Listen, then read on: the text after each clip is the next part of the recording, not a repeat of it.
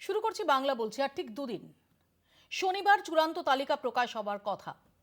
ইতিমধ্যেই নানান জল্পনা কল্পনা চলছে, কমিশন সূত্রে নানান খবর উঠে আসছে কাদের নাম থাকতে পারে এই তালিকায়, কাদের নাম থাকছে, অথচ তার পাশে সুনির্দিষ্টভাবে সেই নামের স্টেটাস সেটা উল্লেখ করা থাকছে। এই সমস্ত চর্চা চলছে। আর তার আগেই পশ্চিমবঙ্গে এসে পৌঁছচ্ছে কেন্দ্রীয় বাহিনী। 240 কোম্পানি কেন্দ্রীয় বাহিনী জেলায় জেলায় তাদের 1 মার্চ থেকে যদি ডিএমএসপিরা চান তাহলে কাজে লাগাতে পারেন, জানিয়ে দিয়েছেন মুখ্য নির্বাচনী আধিকারিক। এবং যে বন্টন, সেই বন্টনে দেখা যাচ্ছে পূর্ব মেদিনীপুর সবার ওপরে রয়েছে, সেখানে 14 কোম্পানি আধা সেনা মোতায়েন হতে চলেছে। আর এরই মধ্যে আমরা দেখলাম যে আজকে যে উচ্চ পর্যায়ের বৈঠক হলো, সেই বৈঠকের পরিপ্রেক্ষিতে যা জানা যাচ্ছে যে ঝাড়খণ্ড এবং ওড়িশা যে দুই পার্শ্ববর্তী রাজ্য থেকে জুডিশিয়াল অফিসার এই স্ক্রুটিনির কাজে নিয়োগ করার নির্দেশ দিয়েছিল সুপ্রিম কোর্ট, সেই মতো দুই রাজ্য থেকে মোটামুটি 100-2 জুডিশিয়াল অফিসার আসার কথা। নির্দিষ্টভাবে এই সংখ্যাটা সেটা সুনির্দিষ্টভাবে জানানো হবে, তবে মোটামুটিভাবে 100-2 জুডিশিয়াল অফিসার আসছেন এমনটাই জানিয়েছেন মুখ্য নির্বাচনী আধিকারিক। প্রশ্ন হচ্ছে যে তারা এলে কতটা গতি পাবে এই স্ক্রুটিনির কাজ, এবং যে সাপ্লিমেন্টারি লিস্ট যেটা আলটিমেটলি মনোনয়ন জমার আগে যে সাপ্লিমেন্টারি লিস্ট প্রকাশ করতেই হবে, সেখানে কি সবাইকে যথাযথভাবে মসৃণভাবে সেই তালিকায় অ্যাকোমোডেট করা যাবে, নাকি তারপরও একটা বড় অংশের ভোটারের নাম তোলা নিয়ে অনিশ্চয়তার আশঙ্কা থাকছে?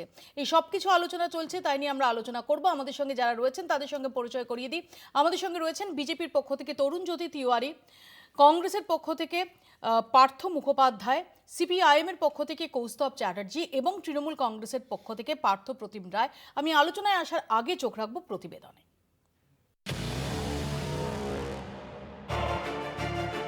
এখনো ভোটের দিনক্ষণ ঘোষণা হয়নি, শেষ হয়নি এসআইআর এর কাজও। তবে এর মধ্যেই শুক্রবার রাজ্যে আসছে 240 কোম্পানি কেন্দ্রীয় বাহিনী। শনিবার থেকেই তারা রুট মার্চ শুরু করে দেবে। প্রথম দফায় সবচেয়ে বেশি বাহিনী মোতায়েন হচ্ছে শুভেন্দুর গড় পূর্ব মেদিনীপুরে। এছাড়াও কলকাতা, মালদা এবং দক্ষিণ দিনাজপুরে বেশি বাহিনী রাখা হচ্ছে। সিইও জানিয়েছেন, এসআইআর পর্বে রাজ্যে যদি কোথাও অশান্তি হয় তাহলে সেখানে এই বাহিনীকে কাজে লাগানো যাবে। যদিও ভোটের আগেই বাহিনীর মোতায়েন নিয়ে গুঞ্জন শুরু হয়েছে। সেন্ট্রাল ফোর্স তো 28 তারিখ আগেই আসবে, আর সেন্ট্রাল ফোর্স যা আছে 1 তারিখ মধ্যে যেখানে যেখানে ডিসিশন হয়েছে ওখানে মোতায়েন হয়ে যাবে। And they will go around the area. ওরা ঘুরবে, ওরা দেখবে, ওরা বসে থাকবে না। সেন্ট্রাল ফোর্স যেটা আছে, যেখানে প্রয়োজন বোধ হবে ডিএমএ, এসপি আর ল অ্যান্ড মেশিনারি, ওখানে নিয়ে যাবে। মানে এখন থেকে কাজে লাগাতে পারবে ডিএমএসপি, লাগাতে পারবে, কেন লাগাতে পারবেন না? এরিয়া ডমিনেশন মতলব আছে, ওরা এরিয়া যাবে, চিনবে, পেট্রোলিং করবে, ওদের গাড়ির মধ্যে জিপিএস থাকবে। যেহেতু ভোট ঘোষণা হয়, সেন্ট্রাল অবজারভার বলেছেন, বডি ক্যাম থাকবে। এটা যেটা আছে, এদের ভালোই কোথায় কি ঘুরছেন না ঘুরছেন রোজ সব আমাদের কাছে ফিডব্যাক থাকবে। এদিন রাজ্যের মুখ্য সচিব, ডিজিপি, কলকাতার পুলিশ কমিশনার, সিইওকে নিয়ে বৈঠকে বসেন কলকাতা হাইকোর্টের প্রধান বিচারপতি। বৈঠকে ঠিক হয় 21 ফেব্রুয়ারি মধ্যরাতে লজিক্যাল ডিসক্রিপেন্সির যে সংখ্যা দেওয়া হয়েছিল সেটাই চূড়ান্ত। বৃহস্পতিবারই পশ্চিমবঙ্গের বাকি জুডিশিয়াল অফিসারদের আইডি তৈরি করে দেওয়া হবে। ঝাড়খণ্ড ও ওড়িশা থেকে যে 200 জন জুডিশিয়াল অফিসার আসছেন তাদের থাকা খাওয়ার ব্যবস্থা করা হবে। 14 ফেব্রুয়ারির মধ্যে যে সমস্ত নথি জমা হয়েছে কিন্তু আপলোড হয়নি, সেগুলিকে শুক্রবারের মধ্যে কমিশন আপলোড করবে। প্রতিদিন বিধানসভা ভিত্তিক জুডিশিয়াল অফিসারদের কাজের রিপোর্ট কলকাতা হাইকোর্টকে জানাবে কমিশন। এদিনের বৈঠকে হাজির ছিলেন স্পেশাল রোল অবজারভার সুব্রত গুপ্ত। বললেন যে ঝাড়খণ্ড থেকে আর ঝাড়খণ্ড থেকে এবং উড়িষ্যা থেকে কিছু জাজ আসতে পারেন, সেটা ওরা জানাবে আমাদের, কিন্তু শর্টলি সেটুকুই বলেছেন। তো যদি যারা আসেন তাদের জন্য সমস্ত ব্যবস্থা করা হবে এবং তাদের জন্য ইউজার আইডি ক্রিয়েশন, প্রশিক্ষণ ইত্যাদি সব ব্যবস্থা। আমরা সংখ্যাটা বলেনি, ওই 200-র কাছাকাছি বলছেন, কিন্তু অ্যাকচুয়াল সংখ্যা ওনারা পাবেন। রাজ্যের 530 জন জুডিশিয়াল অফিসারদের মধ্যে 280 জনের মধ্যেই কাজ শুরু করেছেন। তৈরি হচ্ছে ওটিপি ড্যাশবোর্ড। কমিশন জানিয়েছে, চূড়ান্ত ভোটার তালিকায় যাদের নথি যাচাই ও নিষ্পত্তি হয়নি সেই ভোটারদের নামের পাশে অ্যাডজুডিকেশন বা নিষ্পত্তি বলে লেখা থাকবে। যাদের নাম বাদ যাবে তাদের ডিলিট বলে উল্লেখ থাকবে। 60 লক্ষ এই ধরনের ভোটারের নাম পরবর্তী ক্ষেত্রে নথি যাচাইয়ের পর সাপ্লিমেন্টারি তালিকায় সংযোজিত হবে। এই ভোটারদের নাম মনোনয়নপত্র জমা দেওয়ার শেষ দিনের আগে নথি যাচাই সম্পূর্ণ করতে হবে। তালিকা যাচাই করে জেলা শাসকদের জানাতে হবে সেখানে ভুল আছে না ঠিক আছে। ডিএমদের সম্মতির পরেই বুথ ভিত্তিক ভোটার তালিকা ছাপানোর প্রক্রিয়া শুরুর অনুমতি দেবে কমিশন। এদিকে বঙ্গবাসীর উদ্দেশ্যে সোশ্যাল মিডিয়ায় চিঠি লিখে যে বার্তা দিয়েছিলেন প্রধানমন্ত্রী, এদিন সেই চিঠিকে কটাক্ষ করে পাল্টা একটি চিঠি প্রকাশ করে তৃণমূল। প্রধানমন্ত্রীর ছবি দিয়েই তৃণমূলের বক্তব্য তুলে ধরা হয় প্রধানমন্ত্রীর বয়ানে। তুলে ধরা হয় বাংলাকে বঞ্চনার প্রসঙ্গ। ওপরে লেখা হয় এই সেই চিঠি যা কখনো লিখবেন না নরেন্দ্র মোদী। ফলে বলাই যায় ভোটবঙ্গে ভোটারদের মন জয়ের চেষ্টায় নানা কৌশল নিচ্ছে রাজনৈতিক দলগুলি। কলকাতা টিভি।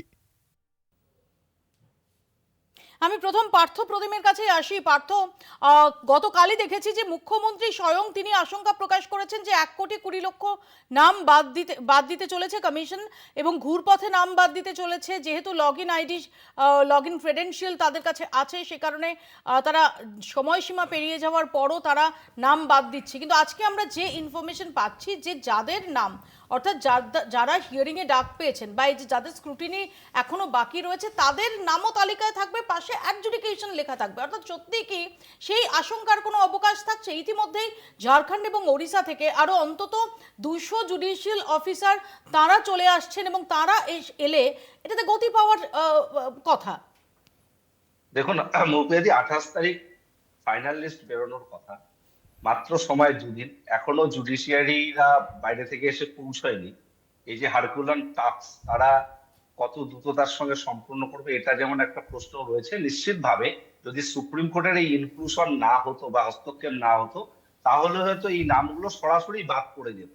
কিছুটা আমরা আশ্বস্ত, হয়তো রিভিউ করে কিছু নাম হয়তো থাকবে, কিন্তু তথ্য বলছে যে বেশ কিছু নাম, সংখ্যাটা কয়েক লক্ষ, তাদের তথ্য আপলোড করা হয়নি, এবং কিছু কিছু বিষয় ইচ্ছা করেই তথ্য বিকৃতি বা যে ডকুমেন্টেশন তারা দিয়েছে সেটা সাফিসিয়েন্ট নয় বলে, বা প্রতিনিয়ত যেভাবে নির্বাচন কমিশন বারংবার বিভিন্ন ডকুমেন্টস এর কথা উল্লেখ করেছে সুপ্রিম কোর্টের নির্দেশের ফলে, সেগুলো যারা প্রথম দিকে দিতে পারেনি তাদের ক্ষেত্রে কি হয়েছে, এই বিষয়গুলো কিন্তু সন্দিহান রয়েছে।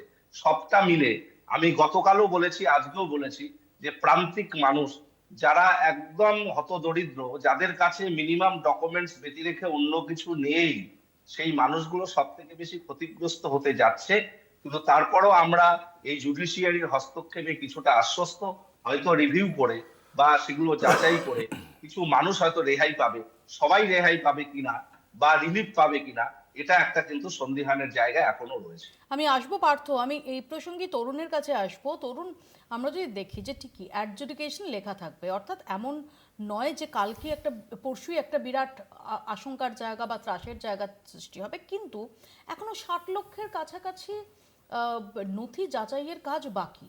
এবং যদি আমরা পরিসংখ্যান দেখি যে 530 জন জুডিশিয়াল অফিসার আরও 200 জনের আসার কথা মোটামুটিভাবে, সেক্ষেত্রেও কতটা গতি পাবে? কারণ আমরা দেখেছিলাম যে কয়েকদিন আগেই কলকাতা হাইকোর্টের প্রধান বিচারপতি তার যে রিপোর্ট জমা দিয়েছিলেন সুপ্রিম কোর্টে, সেখানে তিনি স্পষ্ট করেছিলেন যে এক্সিস্টিং ল অফিসারদের দিয়ে যদি এই কাজটা চালানো হয় 80 দিন সময় লাগবে। সেই 80 দিনটাকে কতদিনে রিডিউস করা যাবে? আমি একদম যদি ধরে নিই যে এপ্রিলে, মে মাসের প্রথম সপ্তাহের মধ্যে তো নির্বাচন কমপ্লিট করতে হবে, ব্যাক ক্যালকুলেশন করলে যে সময় নাগাদ যদি 2 বা 3 বা 4 দফায় ভোট হয়, ব্যাক ক্যালকুলেশন করলে যে সময়টা হাতে পাওয়া যাবে, তার মধ্যে কি এটা যথেষ্ট? মৌপিয়াদি, প্রথমে পরিষ্কার কথা বলতে চাই, নো এসআইআর, নো ভোট। পশ্চিমবঙ্গে সরকার করবে এখানকার মানুষের ভোটে, কোনো ভূতের ভোটে বা জালি ভোটে নয়। সেকেন্ডলি আসছি, প্রত্যেকটা রাজ্য, বিভিন্ন রাজ্যগুলো এসআইআরটা হলো 12টা রাজ্যে কমপ্লিট হয়ে গেল। পশ্চিমবঙ্গে কোনো কাজ গণতান্ত্রিক প্রক্রিয়া সুষ্ঠুভাবে কেন হয় না? একদম প্রথম থেকে আসি আমি, যখন ফার্স্ট এসআইআর ঘোষণা হলো, তোমরা মনে আছে, বারবার প্রশ্ন হয়েছিল পশ্চিমবঙ্গ নিয়ে, কেন হবে? পশ্চিমবঙ্গ কোনো ভালো এখানে হবে না, প্রবলেম করবে, এই ধারণা সাংবাদিকদের মধ্যেও বা কেন থাকে? কারণ তারা জানে অ্যাকচুয়াল রিয়ালিটিটা কী। সব রাজ্য ডেটা এন্ট্রি অপারেটর দিল, পশ্চিমবঙ্গ ডেটা এন্ট্রি অপারেটর দিল না।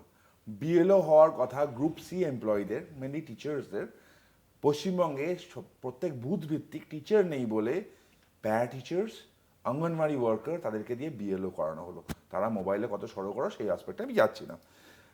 সুপ্রিম কোর্ট যখন বারবার বললো ঠিক আছে গ্রুপে অফিসার তোমরা দাও, যদি অর্ডার পাস করতে হবে রেভিনিউ অফিসার তোমরা দাও, সেটাকে ডিলে করতে করতে কি করলো আমরা দেখলাম।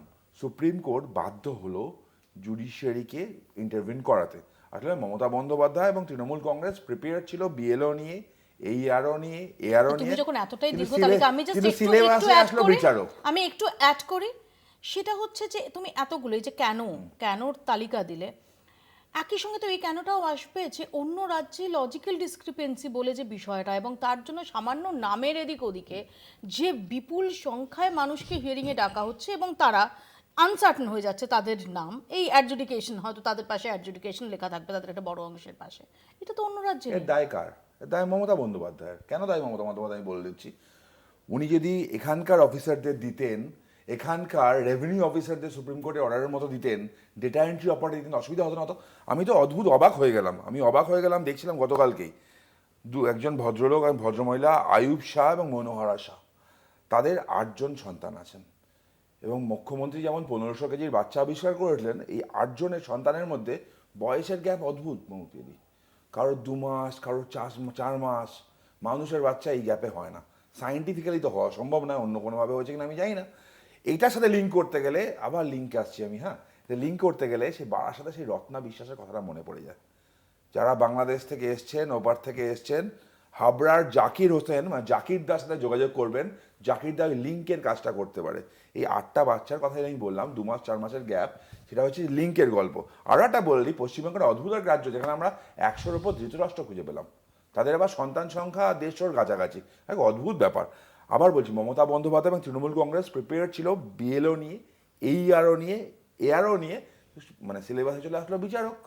পার্থ তারা অনেক কথা বলতে পারেন, কিন্তু আবার বলছি, আর লজিক্যাল ডিসক্রিপেন্সি তুমি বলছিলে, কালকে আবার শুনলাম কি লজিস্টিক্যাল ডিসক্রিপেন্সি। এই লজিস্টিক্যাল ডিসক্রিপেন্সিটা কি জানো? ওই বাংলাদেশ থেকে গাড়ি করে নিয়ে আসা, কার্ড রেডি করে দেওয়া। পার্থদা লজিস্টিক ব্যাপারটা ভালো বুঝবে না হয়তো। আমি আসবো, আমি কৌস্তবের কাছে আসি। কৌস্তব, কি মনে হয় যে এই যে জুডিশিয়াল অফিসারদের আনা হচ্ছে ভিন রাজ্য থেকে, এবার সুষ্ঠুভাবে একদম নির্বাচন নির্ঘণ্ট অনুযায়ী যে সময় সাপ্লিমেন্টারি লিস্ট প্রকাশ পাওয়ার কথা, তার মধ্যে মসৃণভাবে সমস্ত নাম উঠবে? নাম তো ওঠা উচিত ছিল। আমরা তো সিপিআইএম বলেছি যে আমরা বিশুদ্ধ ভোটার লিস্ট চাই। মহপিয়াদি গত বছর এসআরইআরে সামারি, এই যে তরুণ যেটা বলছে নো এসআইআর নো ভোট, তোমরা কি একই কথা বলছো? না, কোনোভাবে বলছি না। আমরা তো এসআইআর এর বিরুদ্ধে। কেন বিরুদ্ধে? তৃণমূল এসআইআর এর বিরুদ্ধে, কারণ তৃণমূল ডেড লেফট নোটরেস ভোটার রেখে দিতে চায়, শিফটেড ভোটার রেখে দিতে চায়। আমরা এসআইআর নিয়ে কি বলছি? আমাদের প্রথম থেকে এটা কথা যে গত বছর পশ্চিমবাংলায় নির্বাচন কমিশন প্রায় 8 কোটি টাকা খরচা করে এসআরইআর করেছে, summary revision of the electoral role. প্রতি বছর যেটা হয়, অথচ কোনো ডেড ভোটারের নাম বাদ যায় না, নোটরেস ভোটারের নাম বাদ যায় না, অ্যাবসেন্টি ভোটারের নাম বাদ যায় না, শিফটেড ভোটারের নাম বাদ যায় না। তরুণের কথাটা ভালো লাগলো শুনে। তরুণ হঠাৎ করে বলল যে আমরা চাই ভূতেরা ভোট দেবে না, মানে ওরা এই অবধি চায়, মানে 24 সালের নির্বাচনে ভূতদের ভোটে এখান থেকে এমপি জিতে গেছে বিজেপি, তারা জিতে গেছে, কিন্তু এখন ওরা চায় যে ভূতেরা ভোট দেবে না। আসলে বলল কি, ওর বিরোধী দলনেতা কি বলল, যে 1.5 কোটি রোহিঙ্গার নাম নাকি 1 কোটি রোহিঙ্গার নাম বাদ যাবে। বলছে অনুপ্রবেশকারীদের আটকাবো, মানে ওটা বিএসএফের দায়িত্ব না আর কি। তো আমি বলছি যে 2টো ইনস্ট্যান্স আমি দিতে পারি। 2টো জেলায় তৃণমূলের পঞ্চায়েতের প্রার্থী হয়েছেন, জিতেছেন বাংলাদেশের নাগরিক, আবার বিজেপির পঞ্চায়েত হয়েছেন, সমিতির মেম্বার হয়েছেন, জিতেছেন বাংলাদেশের নাগরিক। আমি সেসব ইনস্ট্যান্সে যাচ্ছি না। আমি বলছি যে এসআরইআর করেই এই সমস্যার সমাধান করা যেত। যে বিরোধী দলনেতা বলল যে 1 কোটি রোহিঙ্গার নাম বাদ যাবে, নাম বাদ গেছে কার? দাস, বিশ্বাস, মতুয়াদের নাম বাদ গেছে, এবং মানুষকে হয়রানি করা হয়েছে। মোপিএমের ছোট্ট কথা বলছি, সেটা হচ্ছে যে বিজেপি আরেকটা মারাত্মক কাজ করলো। মানে অন্তত একজন রোহিঙ্গাকেও আমরা ওই হিয়ারিং সেন্টারের সামনে কান্নাকাটি করতে দেখিনি, বা যে বাইটসগুলো দেখেছি তার মধ্যে। এই একটু বলি, হাকিমপুর সীমান্ত দিয়ে, কিন্তু সেটাও লাখ লাখ নয়। পালাতে দেখেছো তো? তরুণ একটু বলি, বলছি যে এসআরইআরে করে সমস্যার সমাধান হতো। বিজেপি একটা দারুণ কমিউনাল কার্ড খেললো, খুবই খারাপ। ওরা পোলারাইজেশনের ওপরই বেঁচে আছে বিজেপি কি করলো? মোপিয়াদি মারাত্মক ঘটনা ঘটালো। কি ঘটলো? যে বিভিন্ন বিধানসভায় ওরা ওদের কর্মীদের খানিকটা জানিয়ে বা না জানিয়ে 7 নম্বর ফর্ম ফিল আপ করে দিল, এবং জেনুইন সংখ্যালঘু ভোটারদের নামে। মানে একটা ছোট্ট উদাহরণ দিই, বেহালা পশ্চিম, যেখানে মুসলিম ভোটটা ফ্যাক্টরই না, মানে 1% 2% গোটা বিধানসভায় মুসলিম ভোট আছে, কোনো কোনো ওয়ার্ডে 5% 6% আছে, দুটো ওয়ার্ডে। সেইখানে 1000 মুসলিম ভোটারের নামে ওরা কমপ্লেন করে দিল। তৃণমূল দেখলো বাহ, বিজেপি তো দারুণ পথ শিখিয়েছে। তৃণমূল কি করলো, বিজেপি 1000 লোকের নামে আপত্তি করেছে, তৃণমূল আরও 700-800 লোকের নাম মুসলমান, তাদের নামে হচ্ছে ফলস কমপ্লেন 7 নম্বর ফর্ম জমা করে দিল এবং পাড়ায় চিৎকার করে বলতে থাকলো আপনি সংখ্যালঘু, এই কারণে বিজেপি আপনার নাম বাদ দিয়েছে। আমরা তো রিভিউ করতে গিয়ে দেখলাম যে আমাদের যারা সংখ্যালঘু পার্টি কমরেড সমর্থক তাদের অনেকের নাম বাদ চলে গেছে।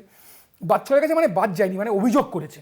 আমরা বের করলাম, যেহেতু ধরুন 7 নম্বর ফর্ম ফিল আপ করলে না, মানে যে অবজেকশন দিচ্ছে তার নাম থাকে, মোবাইল নাম্বার থাকে।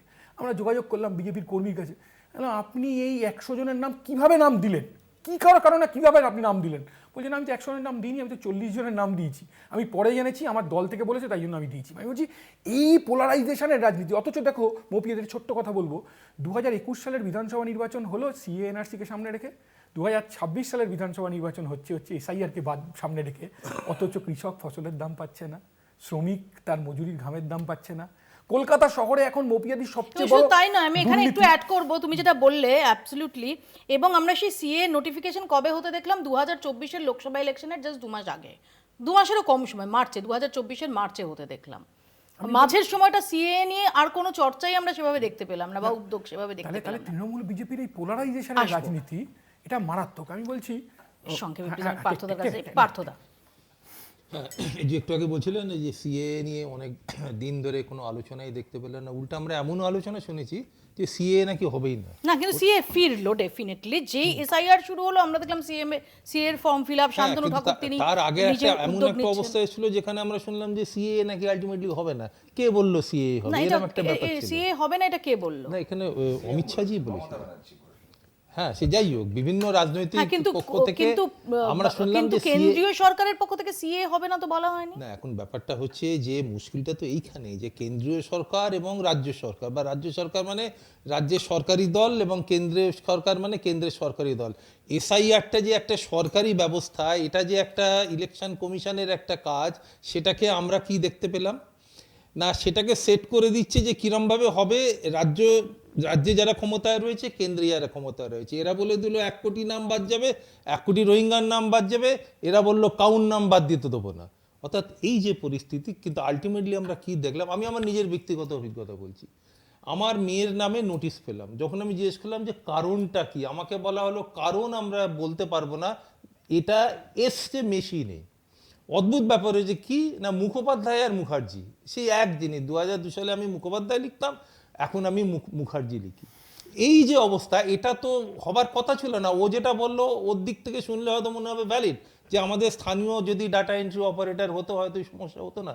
না, হতো, কেননা এটা ডাটা এন্ট্রি অপারেটরদের থেকে এআই এর মাধ্যমে যে করা হচ্ছে, আটকাতো সেইখানে। তরুণের রেসপন্স নেই, মনে ব্রেকে যেতে হবে। ফার্স্ট হচ্ছে, আমি আবার বলছি, পার্থা যেগুলো বলছেন ফ্যাক্ট তো, কিন্তু আবার বলছি দরকারই হতো না, মাইক্রো অবজারভারও লাগতো না। ইনফেন ইন লাস্ট ডে সুপ্রিম কোর্টে ইলেকশন কমিশন অফ ইন্ডিয়া বলেছিল তোমরা অফিসার দাও, সেখানে গড়িমসি করলো। পরে যে লিস্টটা দিল তারা রেভিনিউ অফিসার নয়, মুখ্যমন্ত্রী পর্যন্ত গিয়ে বলে আসলো আমরা দেবো, সেখানেও মিথ্যে কথা। মানুষের হয়রানির জন্য দায়ী একমাত্র মমতা বন্দ্যোপাধ্যায়। দেখুন, যে টুলস ব্যবহার করছে এবং যে আনপ্রিপেয়ার্ডনেস নির্বাচন কমিশনের, তার জন্য এই ধরনের বিভ্রান্তিগুলো সৃষ্টি হয়েছে এবং মানুষের হয়রানির শিকার হচ্ছে। আমরা তো মনে করি এই নির্বাচন কমিশন ব্যর্থ, নিরপেক্ষতা হারিয়েছে, কোথাও বিজেপির বিটিম হয়ে কাজ করছে। তাই স্বাভাবিকভাবে মানুষের হয়রানি, বাংলায় চরম হয়রানি হচ্ছে, কারণ বাংলা তারা দখল করতে পারছে না। নির্বাচন কমিশনকে সামনে রেখে কৌস্তব কিছু বলতে চাই, কৌস্তবের খুব সংক্ষেপে রেসপন্স নিয়ে আমি ব্রেকে যাব। ছোট্ট একটা কথা বলবো, এই যে লজিক্যাল ডিসক্রিপেন্সি কেন হলো? বাবা লেখে বন্দ্যোপাধ্যায়, আমি লিখবো না, আমি ব্যানার্জি লিখবো। বাবা চট্টোপাধ্যায় লেখে, আমি চ্যাটার্জি লিখবো। আচ্ছা, টেক্সট স্ক্যান করার কথা ছিল তো টেক্সট স্ক্যান করার কথা ছিল, অথচ নির্বাচন কমিশন ইমেজ স্ক্যান করলো। সেই কারণে এরকম হচ্ছে। এবং আপনি বিডিওদের সাথে কথা বলুন, মোপিয়াদি আপনি বিডিওদের এদের সাথে বিএলওদের সাথে কথা বলুন, প্রতিদিন সন্ধ্যাবেলা একটা করে হোয়াটসঅ্যাপে সার্কুলার, প্রতিদিন বিভ্রান্ত বিএলওরা এবং আনপ্রিপেয়ার্ড এবং ক্যালাস নির্বাচন কমিশন। সেই কারণে আসল যে কাজটা করা দরকার এতদিন ধরে করলো না, উল্টে সাধারণ জীবিত মানুষকে হয়রানি হবে। তারপর আমি ফিরছি এবং কেন্দ্রীয় স্বরাষ্ট্রমন্ত্রী অমিত শাহ তিনি আজকেও অনুপ্রবেশের প্রসঙ্গে বলতে গিয়ে বাংলার প্রসঙ্গ টেনেছেন, তার বক্তব্য শোনাবো। ছোট্ট একটা ব্রেকের পর ফিরছি, দেখতে থাকুন বাংলা বলছে। ফিরে এলাম বিরতির পর, আপনারা দেখছেন বাংলা বলছে। আমরা শুনে নেব যে কেন্দ্রীয় স্বরাষ্ট্রমন্ত্রী অমিত শাহ কি বলেছেন।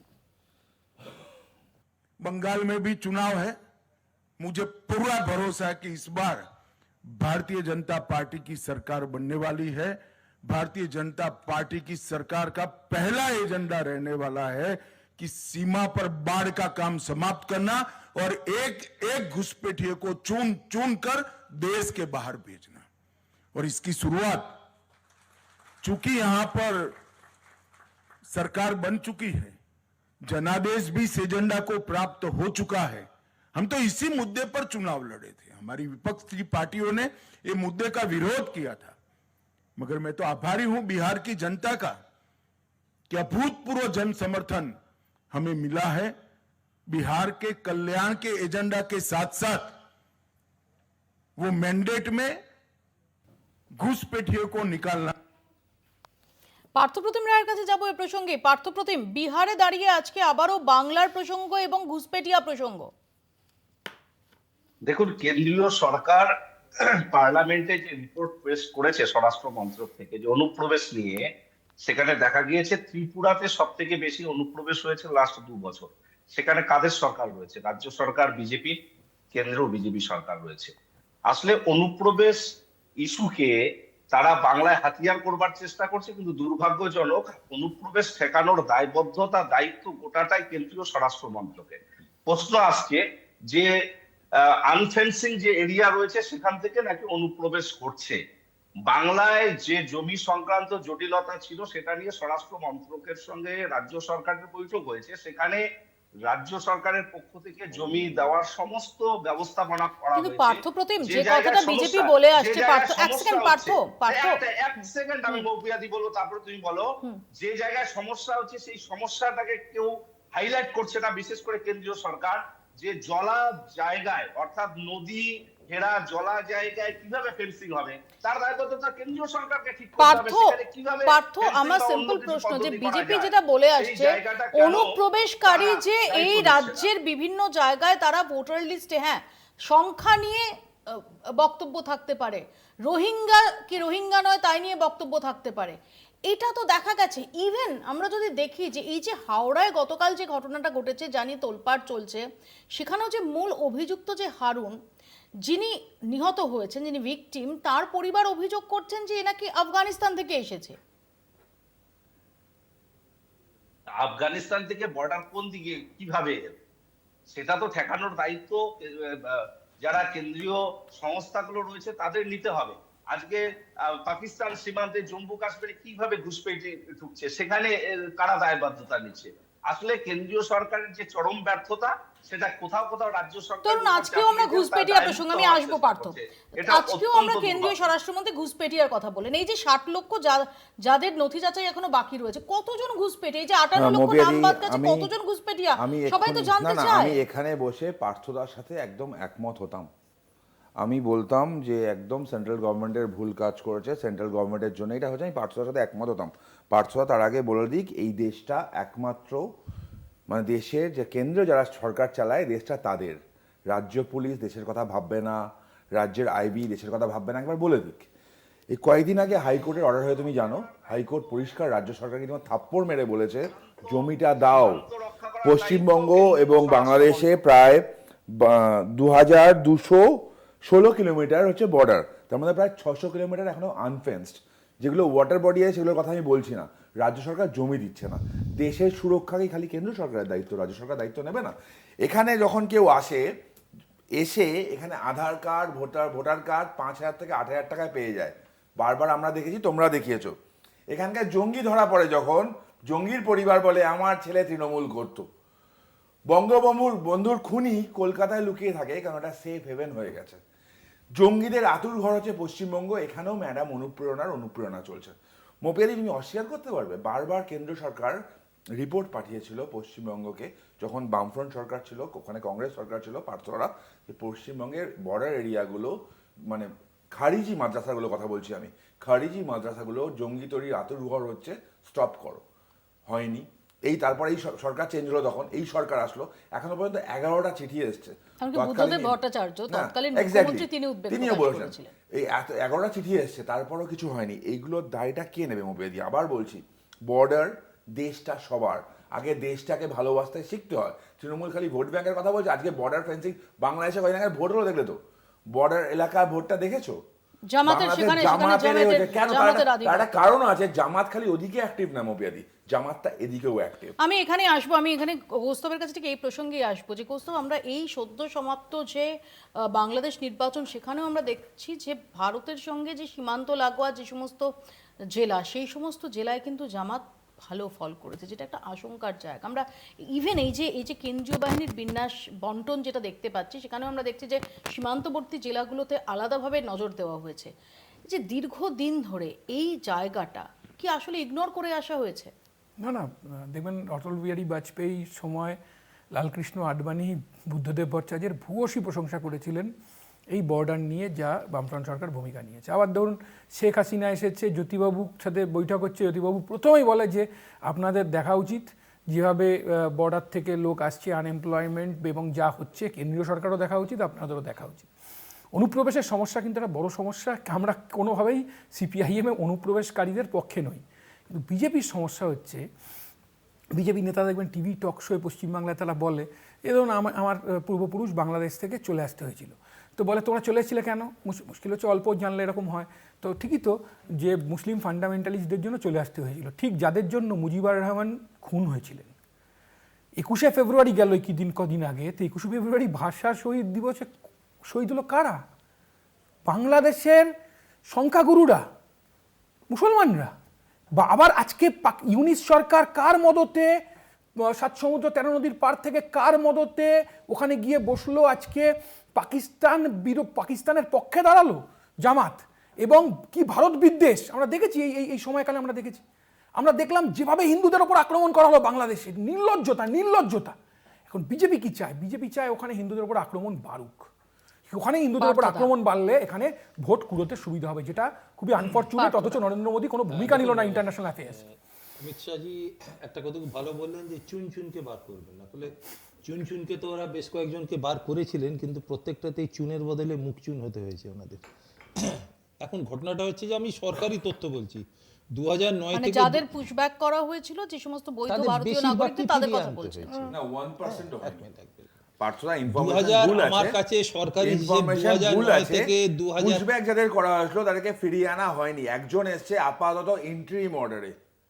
ফ্যাক্টটা জেনে বলুন পার্থদা, এসছে ইন্টারিম অর্ডারে একটা ফ্যামিলি, সোনালী খাতুনের ফ্যামিলি ফেরত আসছে ইন্টারিম অর্ডারে, বাদ বাকি একটা কেউ ফেরত আসেনি। দাদা প্রত্যেককে সেখানে অ্যারেস্ট করে একটা থাকতে কেউ হচ্ছে, ফেরত কারণ তারা আসেনি। সেখানে দাদা বলছি তাদের একটা কেউ ঘুষপেটিয়া ফেরত বলা আসেনি। হচ্ছে। মিথ্যে বলবেন না না, দাদা, মিথ্যে বলবেন। দাঁড়াও,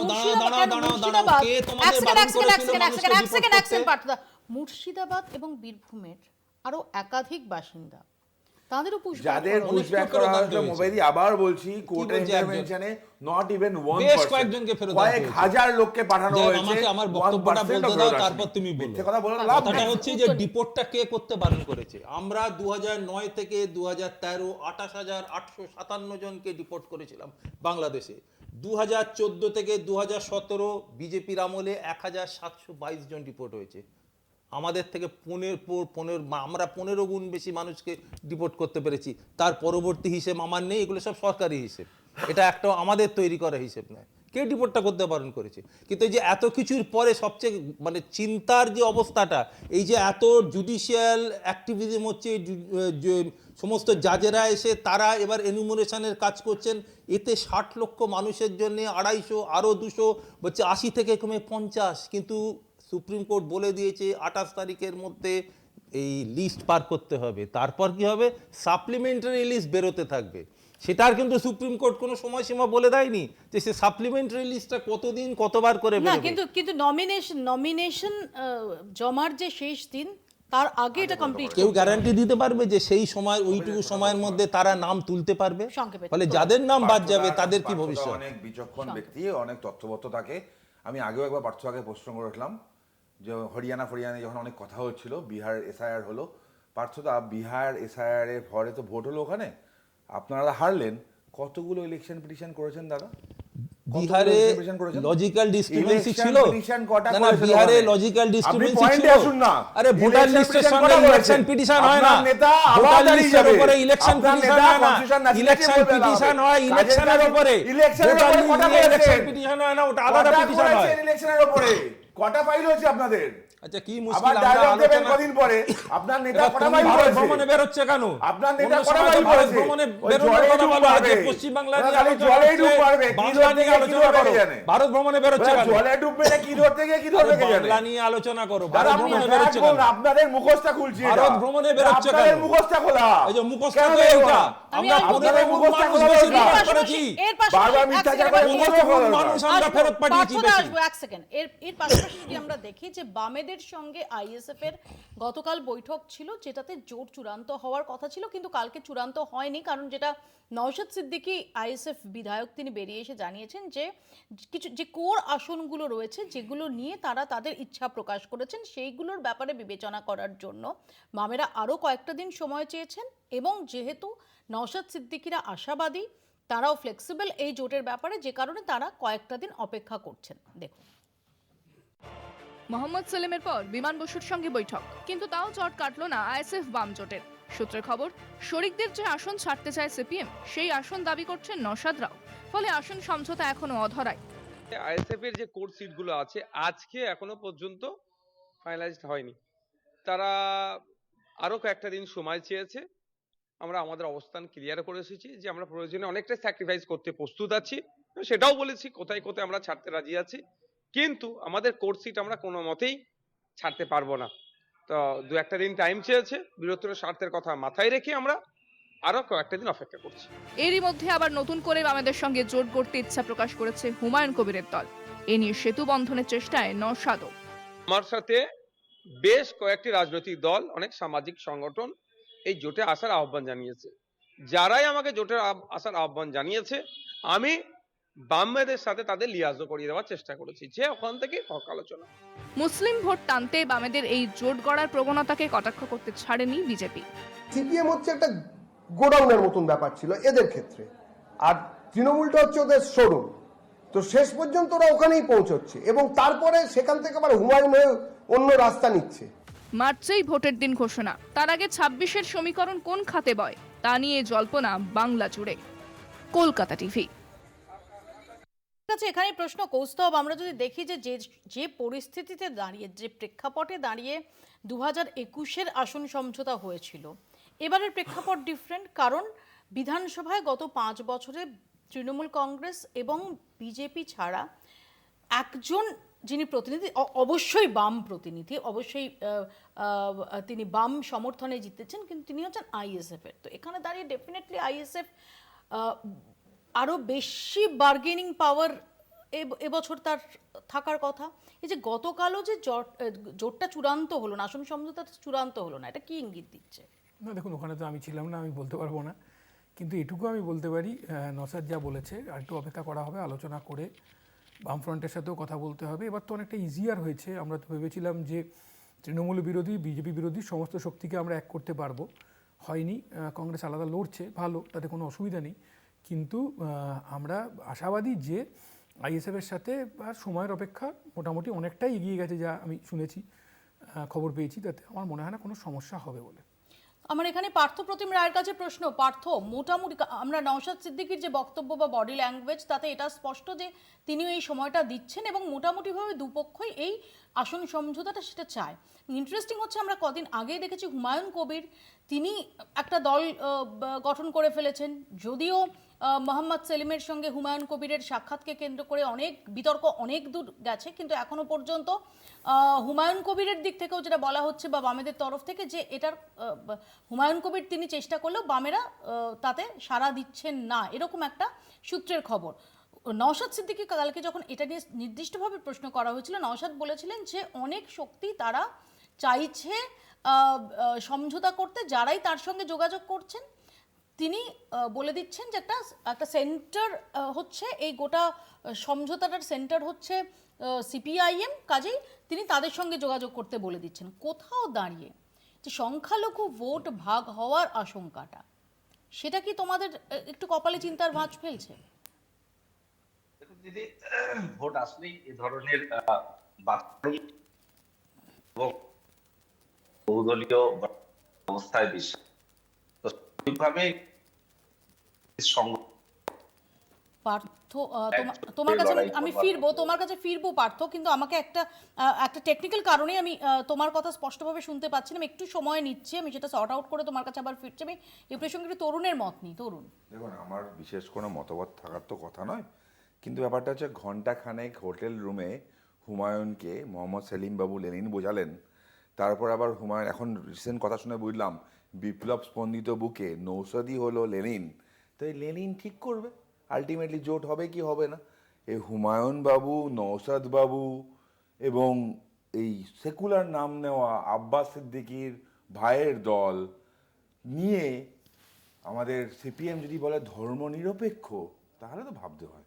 তরুণ, আমি খুবই বিনয়ের সাথে বলছি, ঘণ্টাখানেক লেনিন বুঝিয়েছেন কিনা আমি বলতে পারি না, কিন্তু তাহলে ওটা কি বুঝিয়েছিল লোকসভার প্রার্থী করে নরেন্দ্র মোদী? ওকে প্রার্থী ছিল তো, বলে তখন কি বুঝিয়েছিল? ওপেন ছিল তো, লুকিয়ে লুকিয়ে না তো, সাবারকার বুঝিয়েছিল, লুকিয়ে লুকিয়ে না তো, কোনো ব্যাপার নেই, কথা বলতে পারেন, লুকিয়ে যে কোনো লুকিয়ে মানুষ না তো যে কোনো সাউথে কথা বলতে পারে একদম। তাহলে অস্বীকার কেন করা হচ্ছে? রাস্তায় দেখা হলে আমি কথা বলতে পারি, এটা কোনো কে অস্বীকার করেছে? এত বিপ্লব কিসের? শুনো না ভাই, প্লিজ শুনো না ভাই, প্লিজ, তুমি লোকসভা নির্বাচনে তাকে প্রার্থী করলে, নরেন্দ্র মোদী তাকে প্রার্থী করলো, তারপর সে তৃণমূলে গেল, আগে সে কংগ্রেস করেছে, আবার বিজেপি থেকে আবার তৃণমূল কংগ্রেসে গেল, সেলিমদা 1 ঘন্টা কথা বলেছে বলে তুমি লেনিন বলে বুঝিয়েছিলে। কমরেড সেলিম মোহাম্মদ সেলিম হয়ে একটা এমএলএ হওয়ার চেষ্টা করছে। তুমি কমরেড সেলিম মোহাম্মদ সেলিম হয়ে একটা মানে বিধায়ক হওয়ার চেষ্টা করছেন না? তোমার এটা আঁকড়ে ধরার চেষ্টা, তুমি কি চেষ্টা করেছিলে? আঁকড়ে ধরার চেষ্টা, তুমি কি চেষ্টা করেছিলে? আবার বলছি, তুমি কি সাবারকার পড়িয়েছিলে? তুমি কি সাবারকার পড়িয়েছিলে? ঠিক আছে, আমরা হিন্দুত্ববাদী দল করি, তোমরা নাকি ধর্মনিরপেক্ষ, যে 70% যে পিসি জোশী মুচলেখা দিয়েছিল, জানগে মুচলেখা দিয়েছিল, ব্রিটিশদের দাবি তোমরা করতে, ক্রিপস মিশন তোমাদের ডায়লগ মারা দাদা, দেশদ্রোহী বামপন্থী, বামপন্থী দেশদ্রোহী, বামপন্থী দেশদ্রোহী, বামপন্থী দেশদ্রোহী, পিসি জোশী দিয়েছে জানগে খাওয়া, পিসি জোশী দিয়েছে খাওয়া, ইতিহাস নিয়ে আলোচনা করছি। এক সেকেন্ড, বর্তমান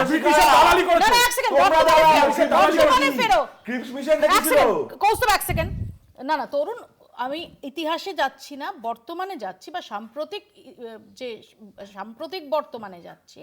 সেটা হচ্ছে সাম্প্রতিক অতীতে যাচ্ছি, যে যখন হুমায়ুন কবির তোমাদের হয়ে প্রার্থী হয়েছিলেন তখন তো ধর্মনিরপেক্ষ ছিল না। তোমার 70-30-এর বক্তব্যটা কবে? এবং 2024-এ 70-30-এর বক্তব্য করার পর তারপর হলো তাদের সাথে জোট। হরগোবিন্দ দাস চন্দন দাস তো বিজেপি ছিল না। হরগোবিন্দ দাস চন্দন দাস যে ধর্ম হচ্ছে বামপন্থী ছিল, ওরা ওদের পাশেও দাঁড়ায়নি, ওদের আইনজীবীরা হরগোবিন্দ মামলা করেছে, মামলা করেছে 14 হরগোবিন্দ চন্দন দাসের মামলা করেছে, হরগোবিন্দ দাস চন্দন দাসের খুনির হয়ে মামলা করেছে। লজ্জা করে না? কর্মীদের কর্মীদের লজ্জা করে না? লজ্জা করে না? হরগোবিন্দ দাস চন্দন দাস দুজনকে বিরত করলাম। তরুণ প্লিজ, কৌস্তব প্লিজ, পার্থপ্রতিম রায়। দেখুন, আমাদের দেশে তো বহুদলীয় গণতান্ত্রিক ব্যবস্থা, ভোট আসলেই এ ধরনের একটা পরিস্থিতি তৈরি হয়, বিভিন্ন দল জোট তৈরি করবার চেষ্টা করে। আমরা সেগুলো নিয়ে খুব বেশি একটা ভাবিত নই। 2021 সালেও আগে এ ধরনের একটা বিষয় দেখেছি, ব্রিগেডে আব্বাস সিদ্দিকী সহ বহুজন মিলে সেখানে তারা বক্তব্য রেখেছে, তারা বলবার চেষ্টা করেছে যে তারাই ক্ষমতায় আসবে, কিন্তু বাংলার মানুষ রায় দিয়েছে তৃণমূল কংগ্রেসের পক্ষে। একই ঘটনার পুনরাবৃত্তি এবছরও হবে, তাই এগুলো নিয়ে আমরা খুব একটা ভাবিত নই। নিশ্চিতভাবে গণতান্ত্রিক ব্যবস্থায় এ ধরনের অংশগ্রহণ গণতন্ত্রকেই শক্তিশালী করে। আমি লাশের টেন্ডারটা কি এবার আগে থেকে পেয়ে গেছেন তো? শীতলকুচির লাশের টেন্ডার যেমন হয়েছিল এবার আগে পেয়েছেন তো? লাস্ট না, তোমরা কি সেন্ট্রাল বাহিনী আগে থেকে নিয়ে এসে কলকাতায় নিয়ে আসতে হবে। সেন্ট্রাল বাহিনী লাশের আগে থেকে টেন্ডারটা নিয়ে পেয়েছেন এসে তো এবার? তোমরা কি সাধারণ মানুষকে বলছি লাশের মারবার টেন্ডারটা জন্য পেয়েছেন হুমকি দেওয়ার দাদা? চেষ্টা করছো? সেই ফোন কল ভয়ের মনে আছে পরিবেশ তো? তৈরি করবার চেষ্টা সেই করছো? ভাইরাল ফোন কল দাদা, ভয়ের পরিবেশ তৈরি লাশ করবার চেষ্টা নিয়ে আসতে করছো? হবে কলকাতায়, এত ইস্যুটা সেন্ট্রাল ছাড়া বাহিনী যাবে না। দিয়ে সাধারণ মনে আছে দাদা? মানুষকে- সাধারণ ভাইরাল ফোন মানুষকে কলটা মনে হয়রানি আছে? করবার চেষ্টা করছো? বলছি ভাইরাল তোমরা কি ফোন কলটা সেন্ট্রাল মনে আছে তো? বাহিনী দিয়ে লাশের টেন্ডারটা আপনার কাছে গেছে না অন্য কেউ পেলো এবার? না প্লিজ এক সেকেন্ড, আমি দুজনকে থামো, ওই পার্থ মুখোপাধ্যায়ের কাছে আসি। পার্থদা, এর যখন বাম আইএসএফ তারা এই জোট আলোচনা তাদের যখন তুঙ্গে, তখন এইবার আপনারা অন্য আজ দুজনার দুটি পথ ওগো দুটি দিকে গেছে বেঁকে, এবং আমরা যেটা খবর পাচ্ছি যে ইতিমধ্যে আপনারা 294টা আসলে প্রতিদ্বন্দ্বিতা করবেন এই সিদ্ধান্ত নেওয়ার পরপরই প্রায় 2500 অ্যাসপিরেন্ট ইতিমধ্যেই তারা আবেদন জানিয়ে ফেলেছেন, তারা প্রার্থী হতে চেয়ে আবেদন জানিয়ে ফেলেছেন। কিন্তু কি মনে হচ্ছে যে এই জোট থেকে বেরিয়ে এসে এককভাবে লড়ার যে সংগঠন, যে জনভিত্তি, যে জোট, যে লোকবল, সেটা আপনাদের রয়েছে? দেখুন, আমার শরীরে জোর নেই বলে আমি ব্যায়াম শুরু করব না তা তো না, আমি ব্যায়াম শুরু করব শরীরে জোরটা আনার জন্য। আমার যদি আজকে সংগঠন না থাকে, আমি এরকমভাবে জোটে লড়তে যেহেতু আমি সব জায়গায় আমার পতাকা দেখাতে পারছি না মানুষের কাছে, এটা তো আমাদের মতো, আর বিশেষ করে মনে রাখবেন যে জাতীয় কংগ্রেসের মতো একটা দল যেটা কিনা একটা সময়ে সারা পশ্চিমবাংলাতে তারা ক্ষমতায় ছিলাম আমরা, এবং সারা ভারতবর্ষে একটা জাতীয় দল, সেই দলের পক্ষে এই অবস্থাটা বেশি দিন মেনে নেওয়া সম্ভব নয়।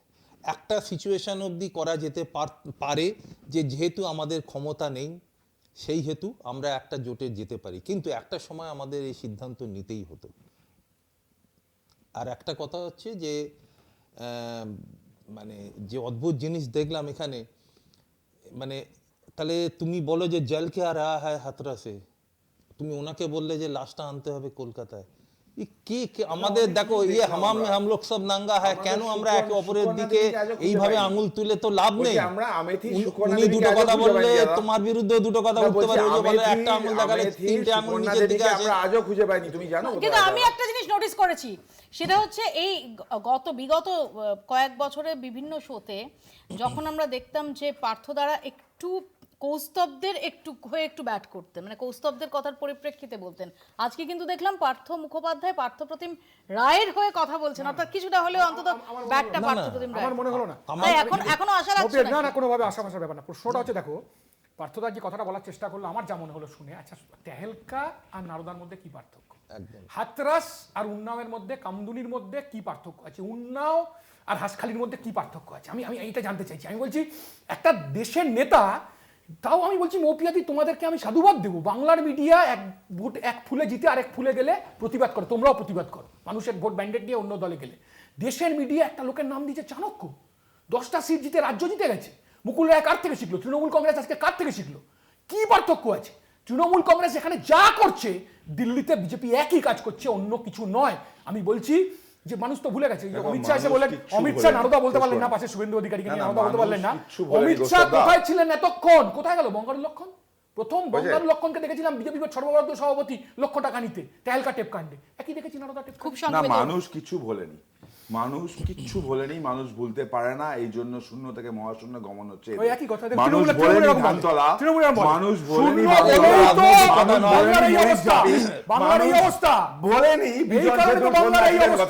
মানুষ ভোলেনি, মানুষ ভোলেনি কল্যাণী শিল্পাঞ্চলে একের পর এক শিল্প চলছে না, চলবে না বলে বন্ধ হওয়া মানুষ ভোলেনি। চিরকুটে চাকরির কথা বলা হয় না, পার্থ চাকরি পেয়েছে। সেম কয়েকদিন আগে রায় চট্টোপাধ্যায় একটা জাজমেন্ট দিয়েছেন, ওদের মন্ত্রী চাকরি বিক্রি করেছে, তার বিরুদ্ধে তদন্তের অর্ডার দিয়েছে। তাই তো একদম শেষ সময় সেটা তো অমিত শাহ বলছে না, সেটা শ্রমিক ভট্টাচার্য বলছে। মাঝখানে আর একটা মাত্র দিন, তারপরই 28 তারিখ তালিকা প্রকাশ হতে চলেছে।